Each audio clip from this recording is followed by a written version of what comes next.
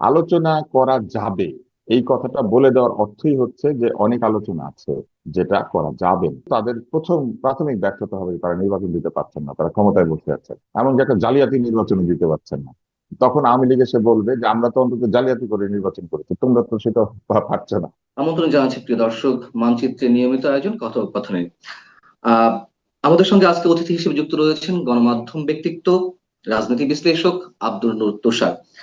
Doctor Abdul নূর তুষার, আপনাকে স্বাগত জানাচ্ছি আমাদের অনুষ্ঠানে। আব্দুল নূর তুষার, শেহবাজ শরীফ পাকিস্তানের প্রধানমন্ত্রী, তিনি ভারত পাকিস্তান যুদ্ধ নিয়ে তারা দাবি করছে যে এই যে প্রাথমিক যুদ্ধ বা সার্জিক্যাল স্ট্রাইক, এইগুলোতে তাদের বিজয় হয়েছে। সে কার বিজয় হয়েছে কার পরাজয় হয়েছে সেটি আমাদের দেখার বিষয় নয়। আমাদের উদ্বেগ থাকতে পারে পার্শ্ববর্তী রাষ্ট্র হিসাবে যে ভারত পাকিস্তান যুদ্ধের বিষয়। কিন্তু যখন পাকিস্তানের প্রধানমন্ত্রী এইভাবে বিষয়টিকে ট্রিট করেন যে ভারতের উপর হামলা যে বিজয় সেটি ৭১-এর প্রতিশোধ নেওয়া হয়েছে, এবং পাকিস্তানের পররাষ্ট্রমন্ত্রী কদিন আগে বললেন যে বাংলাদেশকে উদ্দেশ্য করে বলেন তারা তাদের ভাইকে, পুরনো হারিয়ে যাওয়া ভাইকে খুঁজে পেয়েছে। পাকিস্তানের একটি রাজনৈতিক দল জমিয়ত উলামায়ে ইসলামের শীর্ষ নেতা মঞ্জুর মেঙ্গাল তিনি বলেছেন এই বাংলাদেশ, এই গত মাসখানেক আগে বলেছেন এই বাংলাদেশ শুধু পুরো পাকিস্তান নয়, মূল পাকিস্তানের অংশ হিসেবে খুব শীঘ্রই চলে আসবে। আমরা কি এগুলো জাস্ট কথার কথা, রাজনৈতিক বক্তব্য এই হিসেবেই ধরবো, নাকি এর ভিতরে কোনো মেসেজ রয়েছে?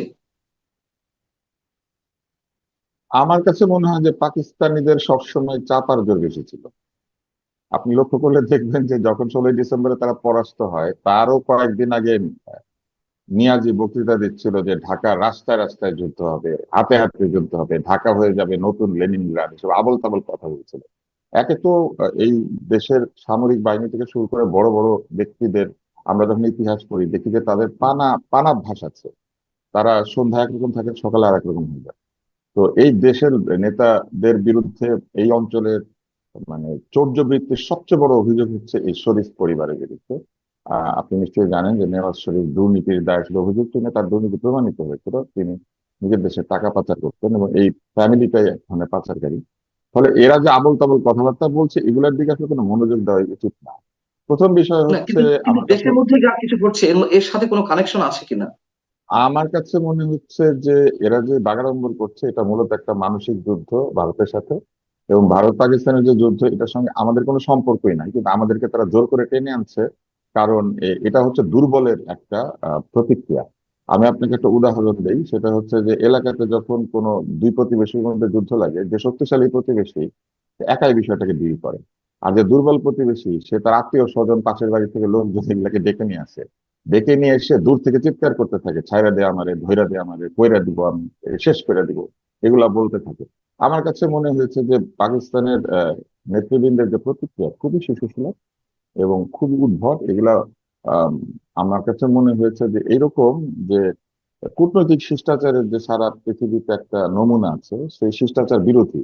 কেননা আপনি চিন্তা করে দেখেন, একটা দেশের নেতা বলছেন আরেকটা স্বাধীন সার্বভৌম দেশ তাদের সাথে এক হয়ে যাবে, যেখানে এই দেশটাকে তারা স্বাধীন সার্বভৌম হিসেবে স্বীকৃতি দিয়েছেন। এই ধরনের কি কথা বলা আসলে কূটনৈতিক শিষ্টাচারের পরিপন্থী? আমার তো মনে হয় সরকারের প্রতিবাদ করা উচিত, জোরালো প্রতিবাদ করা উচিত। যদি কোনো নেতা পাকিস্তানের কিংবা যদি কোনো সরকারি কর্মকর্তা বা সরকারের পদ আছেন এমন কেউ আমাদের স্বাধীনতা এবং সার্বভৌমত্বের বিরোধী কোনো মন্তব্য করে, এই কথাটা তো সম্পূর্ণ স্বাধীনতা ও সার্বভৌমত্বের বিরোধী। যে বাংলাদেশ যাদেরকে লাথি মেরে তাড়িয়েছে তাদের সঙ্গে এক হয়ে যাবে, এটা তো একটা সম্পূর্ণ একটা বাজে কথা। এবং আমার কাছে মনে হচ্ছে যে সকল দেশেই কিছু এরকম লোক থাকেন যাদের মেধা বুদ্ধির বিঘ্ন ঘটেছে, যাদের আসলে এক ধরনের বুদ্ধিভ্রম হয়েছে। এবং এই বুদ্ধিভ্রষ্ট রাজনীতি আমরা বহু বছর ধরে বাংলাদেশে দেখছি। এখন তারা বেশ বের হয়ে এসে অনেক হইচই চিৎকার চেঁচামেচি করছেন, কিন্তু আমার কাছে মনে হয় এই ধরনের কথাবার্তা বা এই ধরনের কাজ যদি কেউ বলেন এটাকে শক্ত হাতে চিন্তা করা উচিত যে কিভাবে এটাকে শক্ত হাতে বন্ধ করা যায়। আওয়ামী লীগের রাজনৈতিক কার্যক্রম আপাতত আহ নিষিদ্ধ করা হয়েছে। আওয়ামী লীগের নেতাকর্মীদের যারা দুর্নীতিবাজ, গুম খুন লুটতরাজের সঙ্গে জড়িত, অবশ্য তাদের বিচার আমরা সবাই চাই। কিন্তু যদি এই বিষয়টি নিয়ে আলোচনা চলছে, আপনার কাছে একটু জানতে চাইবো এর পরবর্তীতে আরো এই ধরনের কোনো কার্যক্রমের দিকে সরকার এগোচ্ছে কিনা, এটি তারই কোনো ইঙ্গিত কিনা, নাকি শুধু আওয়ামী লীগকে উদ্দেশ্য করে আওয়ামী লীগের রাজনৈতিক কার্যক্রম নিষিদ্ধ করা হয়েছে এ পর্যন্তই?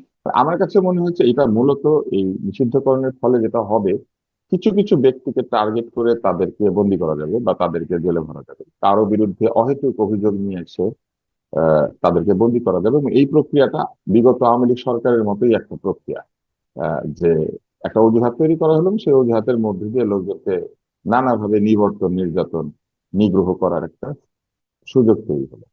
এছাড়া আহ, আরেকটি বিষয় বলা হয়েছে, যেটা প্রেস উইং এর একটি ব্যাখ্যা থেকে এসেছে, যে নিষিদ্ধ হয়েছে, সরাসরি দলীয় কর্মকাণ্ড বন্ধ থাকবে, কিন্তু এই সব সিদ্ধান্ত নিয়ে আলোচনা করা যাবে। যে কারণে হুম, আমি আপনি এই আলোচনাটা করছি। জি।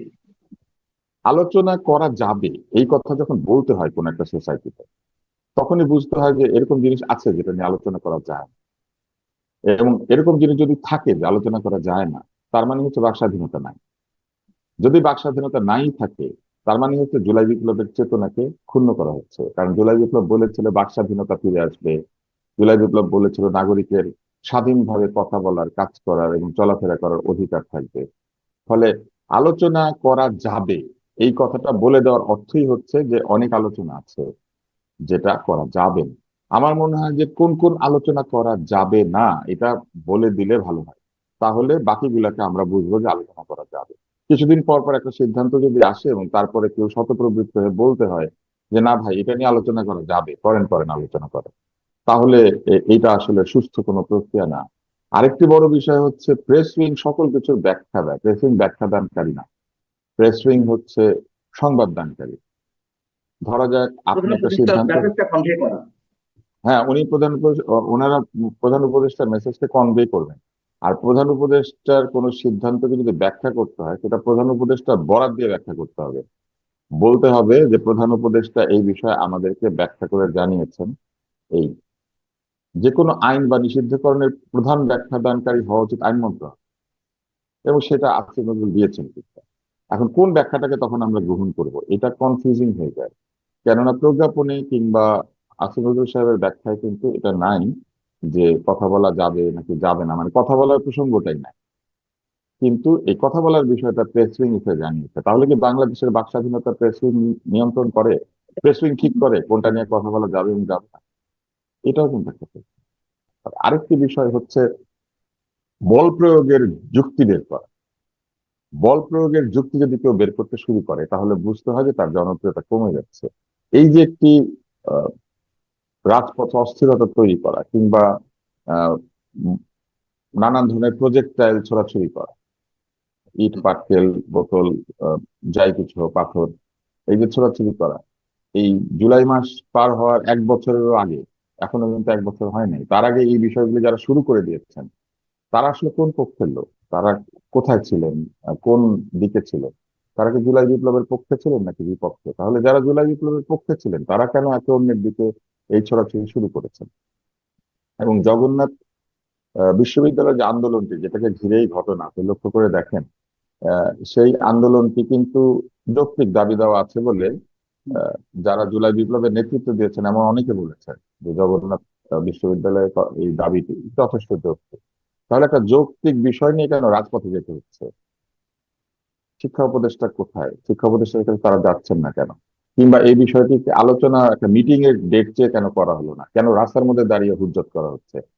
যারা এই সরকারকে নিয়োগ করেছে এবং যারা যারা যারা এই সরকার এর মধ্যে আছেন, অর্থাৎ নিয়োগ প্রাপ্ত, এরা সবাই তো বন্ধুত্বপূর্ণ একটি পরিবেশে থাকার কথা। তাহলে কেন যারা নিয়োগকর্তা তাদেরকে রাস্তায় দাঁড়িয়ে এই ধরনের আহ অস্থিরতা কিংবা এই ধরনের আহ প্রক্রিয়ার মধ্যে দিয়ে যেতে হচ্ছে, যেখানে সহিংসতার সুযোগ থাকে কিংবা অস্থিরতার সুযোগ থাকে কিংবা ঢাকা শহরের লোকজনকে কষ্ট দেওয়ার একটা প্রক্রিয়া থাকে? কেন এইভাবে সবকিছু আদায় করতে হচ্ছে? যারা নিয়োগ দিয়েছে তারা কেন আলোচনায় বসতে পারছে না যাদেরকে নিয়োগ দিয়েছে তাদের তাদের সাথে?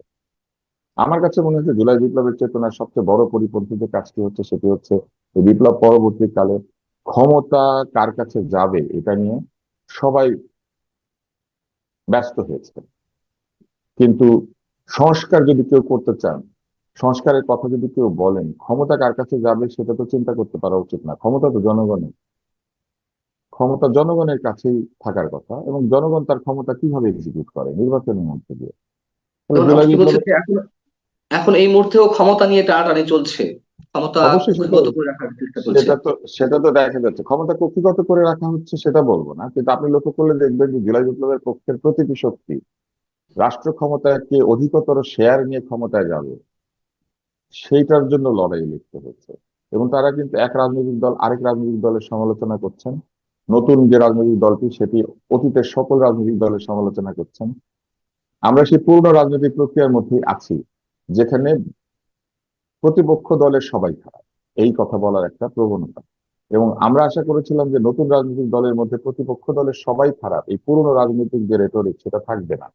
আমরা লক্ষ্য করলাম যে তারা যাদের সঙ্গে পাশে পাশে দাঁড়িয়ে এই জুলাইতে আন্দোলন করেছেন সেই সব দলকেও সমালোচনা করছেন এবং বলছেন যে পুরনো রাজনৈতিক দলগুলো একটাও ঠিক না, বিএনপিকে সরাসরি আক্রমণ করছেন। এবং আমি লক্ষ্য করেছি যে এক ধরনের দলের মধ্যেও একাধিক নেতার মধ্যে মতদ্বৈততা আছে। তারা তাদের সেই মতদ্বৈততা দলের মধ্যে মিটিং এ সলভ না করে তারা ফেসবুকে স্ট্যাটাস দিয়ে দেন, কারণ তারা মানুষের কাছে ভালো থাকতে চান। তারা সবাইকে জানাতে চান যে আমি কিন্তু এটার সাথে ছিলাম। একটা দলের মধ্যে ব্যক্তি যদি জানাতে চায় সেই দলের সিদ্ধান্তের সঙ্গে একমত না, সেটা সে দলের ভেতরে ফোরামে বলবে। দলের বাইরে আমাদের মতো লোকেরা বলতে পারে, যাদের কোনো দল নাই। আমরা এসে ফেসবুকে বলবো যে আমার এই সিদ্ধান্তটা ভালো লাগে নাই, বা আমি পত্রিকাতে বলবো বা অন্য কোথাও দাঁড়িয়ে বলবো। কিন্তু যারা দল করেন তারা দলের কোনো ব্যক্তির সিদ্ধান্ত বা অন্য কিছু নিয়ে যদি তাদের আপত্তি থাকে তারা দলের ভিতরে মিটিং করে সেটা বলবে। কিন্তু আপনি লক্ষ্য করলে দেখবেন যে নতুন দলের রাজনৈতিক নেতারা একজন আরেকজনের বিষয়ে কোনো কিছু অপছন্দ হলে তারা সেখানে স্ট্যাটাস দিয়ে বলেন যে আমি কিন্তু এটার সঙ্গে না, আমি কিন্তু নারীদের বিরুদ্ধে এই সঙ্গে ছিলাম না, কিংবা আমি কিন্তু ওই প্রসেশন 135টা গাড়ির মিছিলের মধ্যে আমি ছিলাম না, এটা তারা বলতে চেষ্টা করে। অর্থাৎ তারা প্রত্যেকে ইন্ডিভিজুয়ালি কে কতটা জুলাইয়ের সাথে আছে না নাই এটা আবার নিজেরা প্রমাণ করার চেষ্টা করে। এগুলো ভালো প্রবণতা না। আরো একটি প্রবণতা আমি লক্ষ্য করেছি, আপনি দেখলে দেখবেন যে কিছু কিছু নেতা আবার একজন আরেকজনের পক্ষ হয়ে স্ট্যাটাস দেয়, ও যেটা করেছে সেটা ঠিক আছে, আর আরেকজন বলে এ যেটা করেছে সেটা ঠিক আছে, কিন্তু বাকিরা কে কি করছে সেটা নিয়ে তাদের মাথা ব্যথা। এগুলা সবই হচ্ছে এগুলা সবই হচ্ছে রাজনৈতিক দূরদর্শিতা এবং রাজনৈতিক যে প্রক্রিয়া সেটা বুঝতে না পারার ফলাফল। এটা এক ধরনের অপরিপক্কতা। আমার কাছে মনে হয় যে যত দিন যাবে ততই নির্বাচন কঠিন হয়ে উঠবে নতুন দলগুলির জন্য। ফলে তাদের নিজেদের স্বার্থেও দ্রুত নির্বাচন দেওয়া উচিত। দ্রুত নির্বাচন দিয়ে যদি গণতান্ত্রিক প্রক্রিয়ার মধ্যে তারা না ঢোকে, তারা নিজেদের মধ্যে এই ঝগড়ার কারণেই একসময় দেখা যাবে যে তাদের যে ঐক্য বা তাদের যে ইন্টিগ্রিটি, তাদের যে ইন্টিগ্রেশন বা অ্যামালগামেশন, এটা ক্ষতিগ্রস্ত হবে, দল মানে ক্ষতিগ্রস্ত হবে। প্রায় শেষ পর্যায়ে আপনার কাছে আর ছোট ছোট দুটো তিনটা প্রশ্ন করবো। নির্বাচনের কথা বলছিলেন, নির্বাচন দিয়ে দেওয়া উচিত, কিন্তু দিন যত যাচ্ছে নির্বাচন নিয়ে কি সন্দেহ আরো বেশি প্রকট হচ্ছে, নাকি জটটা একটু খুলছে, আসলে কোন দিকে যাচ্ছে? যে সরকার এখন দায়িত্বে আছেন তারা যদি ঠিক মতো নির্বাচন দিতে না পারেন তাহলে তারা ব্যর্থ সরকারে পরিণত হবে। কেননা তারা বলেছেন তারা অন্তর্বর্তী সরকার। কার আর কারের মধ্যে অন্তর্বর্তী? জুলাইয়ের বিপ্লব থেকে নির্বাচন পর্যন্ত যে সময়টা, সেই সময়টায় তারা অন্তর্বর্তী। সেই সময়টাকে তারা নির্দিষ্ট করতে পারছেন না। তারা নির্দিষ্ট সময় দিয়ে যদি নির্বাচন দিয়ে তারা শান্তিপূর্ণভাবে একটি গণতান্ত্রিক প্রক্রিয়াতে জাতিকে তুলে দিয়ে গণতন্ত্রের যে রেলগাড়ি সেটাকে যাত্রা করিয়ে দিয়ে যদি তারা আহ অপ- তারা ক্ষমতা হস্তান্তর করেন তাহলেই কেবল তারা বলতে পারবেন তারা সফল হয়েছে। যত জি। দিন যাবে নির্বাচন যত পেছাবে তত তাদের প্রাথমিক ব্যর্থতা হবে যে তারা নির্বাচন দিতে পারছেন না, তারা ক্ষমতায় বসে আছে। আর দ্বিতীয় সেটা বিষয় কি হচ্ছে তীব্র হচ্ছে, সেই সংশয়, সেই সন্দেহ কি তীব্র হচ্ছে, নাকি মানুষের যে সন্দেহ সং- ছিল বরং সেখান থেকে সংশয় আরো? সন্দেহ সংশয় সন্দেহ বাড়ছে, কেননা আইন শৃঙ্খলা পরিস্থিতি থেকে শুরু করে বিভিন্ন বিষয়ে যে উন্নতি, এক্সপেক্টেড উন্নতি প্রত্যাশিত, সেটা লক্ষ্য করা যাচ্ছে না। তো যদি মানুষ প্রতিনিয়ত নির্বাচনের দিকে এগিয়ে যাচ্ছে এই অনুভূতিটি না পায় তাহলে সবার মধ্যে সন্দেহ বাড়বে, এবং যত সন্দেহ বাড়বে, আমি এটাই বলতে চাইছিলাম যে সমাজে যত সন্দেহ, গুজব, আস্থাহীনতা, নিরাপত্তাহীনতা বাড়বে ততই এই সরকার আবারও ব্যর্থ হবে। প্রথমে তারা নির্বাচন দিতে না পেরে ব্যর্থ, দ্বিতীয় হচ্ছেন তারা নির্বাচনের পরিবেশ তৈরি করতে না পারার কারণে এটা স্থাপিত হবে যে তারা আসলে মানুষকে সঠিক সুস্থ পরিবেশে রাখতে পারছেন না, এমনকি একটা জালিয়াতি নির্বাচন দিতে পারছেন না। তখন আওয়ামী লীগ এসে বলবে যে আমরা তো অন্তত জালিয়াতি করে নির্বাচন করেছি, তোমরা তো সেটা পারছো না, এটা বলবে। তো তারা নিজেরাই এইসব জায়গা তৈরি করার জায়গা তৈরি করে দিচ্ছে, মানে এই কথাগুলি আসার জায়গা তৈরি করে দিচ্ছে। হ্যাঁ, নির্বাচন দিতে না পারার তো কোনো কারণ নাই, কিন্তু বরং যত দ্রুত নির্বাচন দেয়া হতো ততই কিন্তু নির্বাচন অনেক ভালোভাবে সম্পন্ন করা যেত। যত দেরি করা হবে ততই এই নির্বাচনের প্রক্রিয়াটি বাধাগ্রস্ত হবে। নির্বাচন দেরি করাও কিন্তু নির্বাচনকে বাধাগ্রস্ত করা ছাড়া। কেন দেরি করতে হবে? যেখানে স্বাভাবিক পরিস্থিতিতে 90 দিনের মধ্যে নির্বাচন করতে পারে আহ আমাদের নির্বাচন কমিশন, সেইখানে কত অস্বাভাবিক হয়েছে পরিস্থিতি যে আমরা বছরের পর বছর নির্বাচন করতে পারবো না। অন্য সবকিছু পারবো, সবকিছু আমরা পাচ্ছি, শুধু নির্বাচনটা পাচ্ছি না। এটা কি বিশ্বাসযোগ্য? আর নির্বাচন কমিশন আমরা যদি নির্বাচন জি দিতে না পারে, বসে বসে সরকারের বেতন নেবে কেন? এটা আপনি চিন্তা করে দেখেন। কোনো কাজ না করে এই বেতন না দরকার কি? এই নির্বাচন সহ আরো নানান ইস্যুতে আওয়ামী লীগের প্রতি মানুষের যে পুঞ্জীবিত ক্ষোভ, সেই ক্ষোভের মানে বিস্ফোরণটি ঘটলো 5ই আগস্টে। আমি এটার সাথে ঠিক মিলাতে চাই না, কিন্তু এই ধরনের কোনো সিমটম কিনা, বা নাকি শুধুই ষড়যন্ত্র হিসেবে আমরা গ্রহণ করবো যে বৈষম্য বিরোধী আন্দোলনের যে নায়কেরা তারা একের পর এক হামলার শিকার হচ্ছেন, এবং সবশেষ তথ্য উপদেষ্টা মাহফুজ আলম হামলার শিকার হলেন। এটা তো অবশ্যই একটা ফৌজদারি অপরাধ যিনি করেছেন, যিনি পানির বোতল মানে পানি ভর্তি বোতল ছুড়ে মেরেছেন। বিষয়টি তো হামলায়, সেটি ছোট অবশ্যই, হোক বড় হোক। তো অবশ্যই অবশ্যই। আমরা এই নিন্দা জানাই, কিন্তু আমাদের বাংলাদেশে কি কারোই কারো দিকে কোনো কিছু ছুড়ে মারার অধিকার আছে? আপনি পারবেন? আপনি আপনার স্ত্রীর দিকে কিছু ছুড়ে মারতে পারবেন? আপনার মেয়ের দিকে কিছু ছুড়ে মারতে পারবেন? তাইলে এটা অদ্ভুত না যে সরকার সংস্কারে গিয়ে ম্যারিটাল রেপকে স্বীকৃতি দেওয়ার কথা চিন্তা করে, যেটা ঘরের মধ্যে ঘটে, মানে কেউ দেখতে পায় না, ওইখানেই অপরাধটা করা যাবে না? বা আপনি ব্যাপারটা বুঝেন? সেই সরকার প্রকাশ্যে বোতল ছোড়াছুড়ি অ্যালাউ করছে, মানে এটা কেন? তাহলে কেন ঘটছে এটি? এটি কোনো ধরনের পুঞ্জীভূত ক্ষোভের একটু একটু করে বিস্ফোরণ, নাকি আমরা বলবো ষড়যন্ত্র, শুধুই ষড়যন্ত্র বলে আমরা রিয়েলিটি গুলো এড়িয়ে যাব? না, ষড়যন্ত্র হচ্ছে সবচেয়ে বাজে কথা। ষড়যন্ত্র বলে কোনো কিছু আসলে নাই। পৃথিবীতে ষড়যন্ত্র বলে কিছু নাই। যাই ঘটে সেটা পরিকল্পনা। ক্রিয়ার প্রতিক্রিয়া এখন হিসেবে। মানে ক্রিয়া প্রতিক্রিয়া বা পরিকল্পনা। হুম, ধরেন জুলাই মাসের আগে আওয়ামী লীগ কি বলতো? ষড়যন্ত্র। জুলাই মাসের পরে এই সরকার কি বলে? ষড়যন্ত্র। তার হুম, মানে হুম। ষড়যন্ত্র একটা টার্ম যেটা সবাই ব্যবহার করে। আসলে তো একে অন্যের বিরুদ্ধে নানান ধরনের পরিকল্পনা করে। সফল হয়ে গেলে সেটা ষড়যন্ত্র থাকে না, সফল না হলে সেটা ষড়যন্ত্র হয়ে যায়। যেটা করা যাবে না সেটা হচ্ছে আইনের বহির্ভূত ভাবে কোনো কাজ করা যাবে না, সেটাই হচ্ছে কৃষক উপদেশের নিয়ম। তাহলে আইন যেগুলো যেখানে ঘটছে আছে আইন সেগুলো মানতে কি হবে। আমরা ওই ক্ষোভের বিস্ফোরণের জায়গা এখন থেকে এখন বিবেচনা যা করবো? ঘটছে সেটা তো বেআইনি। এখন যেটা ঘটেছে এটা বেআইনি, অন্যায়। একইভাবে আগেও যা এই ধরনের কোনো ঘটনা ঘটে থাকে সেটাও বেআইনি, সেটাও অন্যায়। ওটা অন্যায়কে বেআইনি, অন্যায় কিন্তু হিসেবে যে স্বীকৃতি করতে ঘটছে হবে। সেটি ঘটার কারণগুলো কি, মানে কিন্তু এইখানে এগুলো। এইখানে না, এটা ঘটার কারণ কিন্তু আমি একটু আগে এই আলোচনার মধ্যেই বলেছি, অনাস্থা এবং অবিশ্বাস। যে পক্ষ ছুড়ে মারছে আর যে পক্ষ হামলার শিকার হচ্ছে, একে অন্যকে বিশ্বাস করতে পারছে না। বিশেষ করে যারা এই যে রাস্তায় নেমেছেন, তাদের তো আসলে অনাস্থা থেকে তারা রাস্তায় নেমেছেন। তারা মনে করছেন যে আলোচনা করে কোনো কাজ হবে না, দাবি দেওয়া ভদ্রভাবে জানিয়ে কোনো লাভ হবে না, রাস্তার মধ্যে নেমে হইচই করলে, আটকে রাখলে, অবরোধ করলে কাজ হবে। তার মানেই হচ্ছে আপনার সিদ্ধান্ত গ্রহণ প্রক্রিয়ার সঙ্গে আমার অনাস্থা আছে। আমি যদি মনে করি যে পান্নাকে ফোন করে অনুরোধ করলে সে অনুরোধ রাখবে না, কিন্তু তার বাসার কাজ বরাবর 3টা ঢিল মারলে অনুরোধ রাখবে, আমি ঢিল মারতে শুরু করলাম, এর মানে হচ্ছে আমি বিশ্বাস করি না যে আপনি সুস্থ সিদ্ধান্ত নিতে পারেন। আপনাকে ঢিল মারলে আপনি শুনেন। তো এইটা তো অনাস্থারই বহিঃপ্রকাশ। তারা নিজেরা নিজেদের দিকে অনাস্থা দেখাচ্ছে, এটা কোনো ভালো জিনিস হচ্ছে না। সরকারের রাজনৈতিক অভিজ্ঞতা খুব প্রয়োজন থাকে। রাজনৈতিক জিনিসটা কিন্তু রাজনীতির সঙ্গে থেকে শিখতে হয়।